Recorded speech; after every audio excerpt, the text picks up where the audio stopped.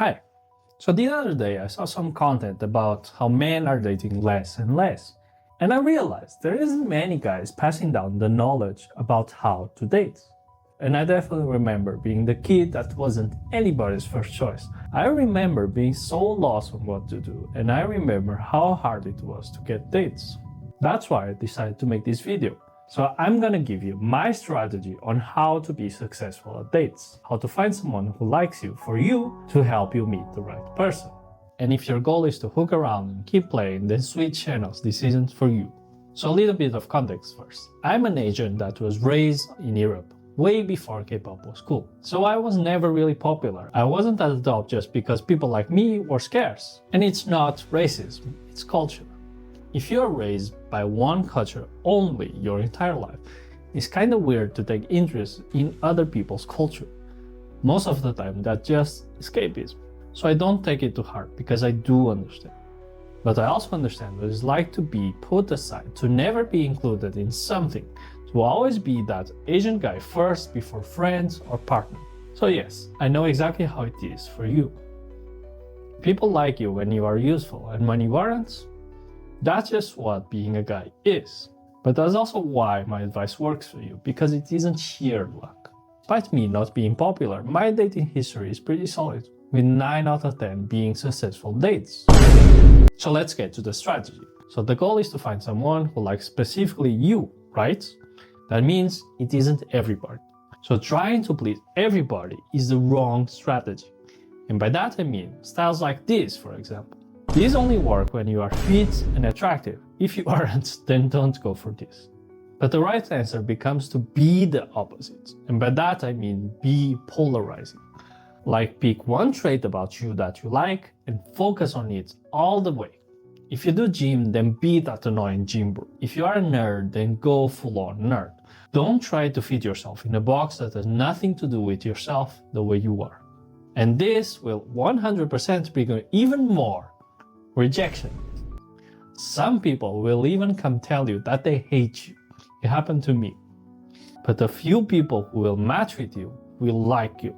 And I mean really like you. And that is exactly the type of people that you want in your life. This happens because if you pick styles that are widely liked, the idea that you end up transmitting is that you are generally the same as others. And that isn't interesting enough to provoke action.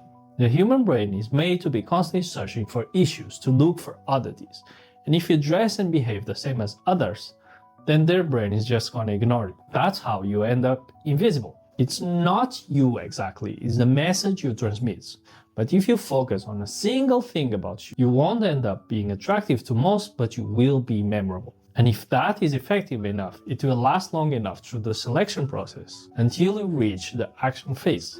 But it's not just that, it's also about who gets to you. Because if you present yourself based on your own personal traits, that means you are advertising the traits that make you, making the people who like it like you on a more intimate level.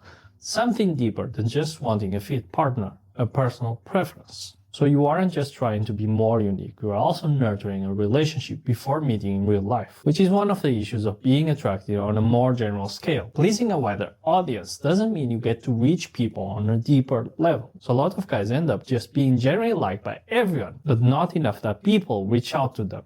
That's why I said this video wasn't right for the people that wanted to fool around. That's a much harder game. But by relying on your personal traits, it allows you to have relationships that are less effortful, because the trait that they like you for isn't that common, making it harder for them to cheat. But also, since you don't have to focus so much time and energy into maintaining that trait because it's natural, it allows you to invest on other important aspects of a relationship. It's a rare and precious thing to have someone that likes you for you. So I believe this strategy is worth investing. But I understand that this might still seem very vague, so I'll give you 3 concepts that will make this strategy a sure hit. Hi, I hope this video is helping you. If you don't understand something, please comment down below and I will answer. Like and subscribe because it helps me. And if you don't want to spend time watching my videos, go take a look at my ebook. The link is in the description. Now back to the video. So the first one is learn to stand up for yourself. This is essential because if you make a style around your personal traits, you will have people criticizing you. And if you downsize yourself to accommodate others, then it's the same as rejecting yourself. And humans are empathic creatures, so they will copy that behavior and start rejecting you too. So you have to accept the confrontation and learn to deal with it. And there's no alternative where the lack of confrontation is good. One example is the friend zone guy and the bad guy. The girl chooses the bad guy because he's confident, meaning he's consistent in what he is. And this gives the girl a reliable idea of who he is. Now, why she likes him is a matter of what's going on inside of her, but it's still better than being with the friend zone guy, because the friend zone guy is nice to everybody, meaning he changes depending on who he's with. Meaning the idea of him in the girl's head is very unstable, unreliable, making her not be able to trust him. Also, if you treat yourself as crap, in the sense that you rather hurt yourself and stay waiting than to take a risk and present a consequence to the other person, which is leaving them, then you just become a bomb waiting to explode. Because you aren't proving yourself trustworthy, you aren't someone capable of making choices and accepting the consequences of those choices. And a lot of women kind of know this, because if she's with a guy who's always nice to her, incapable of executing consequences for the sake of learning, then she won't know when she's doing something wrong. And that just makes her feel more lonely. So don't act self-righteous. A lot of you aren't really a positive influence on others now, but you will learn in the future. So yes, learn to stand up for yourself, even if that means you are left alone. Have standards, defend them. That's how you will find someone that sees you as someone reliable and a potential partner. Second key point is knowing how to handle rejection. Dating is a game of numbers. Play enough times and you will find the one. It's only hard because you jump like a dog when they only said some nice words to you. So it's not being rejected that hurts, it's you expecting too much out of nothing, and then falling into reality. And stepping on the last concept that we talked about. Be confident that you have value. Stop defining your value by other people's opinions, because the truth is, most people don't really care about you. So being rejected has really something to do with you. And the goal isn't to get a yes from everybody, but to please the one that will stay with you. So you don't have to be so afraid and hurt with each rejection. There's 8 billion people in the world. It's not a big deal to be rejected. Don't be afraid of being told no. And the third one is, don't date if you are lonely or horny. And this part will save you a whole lot of trouble, time and money. First, because if you do, then this strategy will be your doom, because it will pull out your worst flaws, and that will stop you from seeing the value of the people around you, leading always to the same result. You ending up alone and hurt, because you are starting relationships on the toxic sides of you that don't promote a long-lasting relationship. Another reason why you shouldn't date while lonely and horny is, do you know the nagging wife and the crappy GF? That isn't a stereotype, it's a cautionary tale.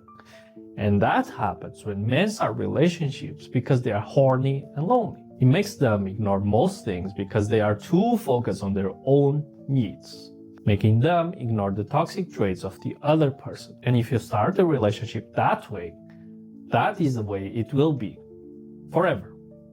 And I know that is brutal for men out there, but you always have a choice. Abuse is abuse, and you don't have to accept it into your life. It only happens when you let it. This isn't about hurting some girl out there.